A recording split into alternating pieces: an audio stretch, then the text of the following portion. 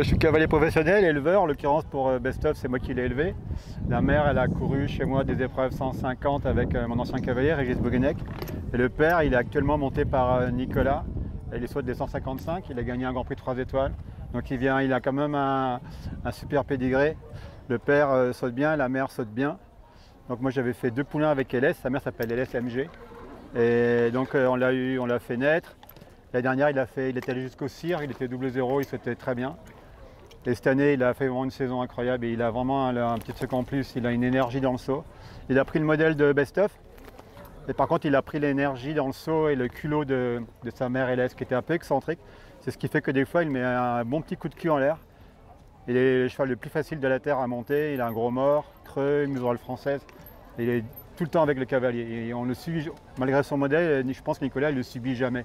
Bon, après Nicolas sur son dos il pèse pas lourd, mais il ne le subit pas, ils sont copains, il respecte Nicolas, il respecte les obstacles. Et voilà, j'ai gagné beaucoup de championnats, mais j'ai jamais gagné avec un cheval, un étalon, qui est né à la maison.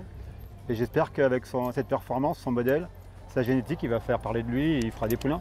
Je crois que Bruno a dit beaucoup de choses déjà. C'est vrai qu'il a cette énergie au saut. Il a beaucoup de force. On ressent vraiment tout. On sent vraiment la force quand on est sur son dos et il est de bonne composition en piste. Il a envie de bien faire. Alors c'est un étalon. Parfois il a son petit caractère quand même. Il faut faire attention. Il faut le vous voyez, mais en tout cas il leur donne super bien en piste. Donc on accepte. Bon, j'espère qu'il va passer à l'approbation et qu'il va faire la reproduction. Mais bon, on a le père, alors je sais pas qu'il faut pas qu'il fasse de l'ombre à son père, Best Of. Mais je pense qu'il a encore un peu plus de futur que Best Of. Donc là, il va se reposer, peut-être être prélevé. Il faut que je trouve qu'un étalonnier pour exactement qu'il fasse une carrière d'étalon parce qu'il le mérite vraiment. Je pense qu'il peut vraiment, je pense que c'est vraiment un plus que par rapport à Best Of. Son père, il a une locomotion qui est plus. Et voilà, faut pas qu'il fasse de l'ombre à Best Of, mais c'est la relève de Best Of, quoi. En ce qui me concerne, c'est que le cheval il est monté par. On a toute une équipe à la maison et Antoine Charpentier s'en est beaucoup occupé. Ouais, le cavalier maison, il est là. Il a très bien fait le travail cette année. Pareil, on a d'autres Nicolas, il est tout en partie en vieux chevaux, donc ça veut dire que c'est quand même un cheval qu'il ne faut pas abandonner. Il a quand même beaucoup de personnalité, un tout petit grain de sable et ça peut vite partir de travers. Donc il faut vraiment le respecter.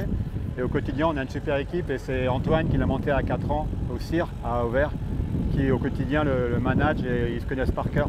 Et Nicolas, sans exagérer, il le monte dans la piste.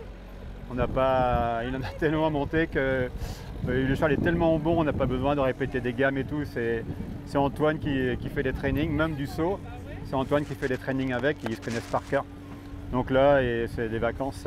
Après les vacances en étalon, c'est pas facile parce que il faut trouver des bons paddocks et tout, il ne faut pas qu'il se blesse. Donc, mais là, je pense qu'il va partir au Haras.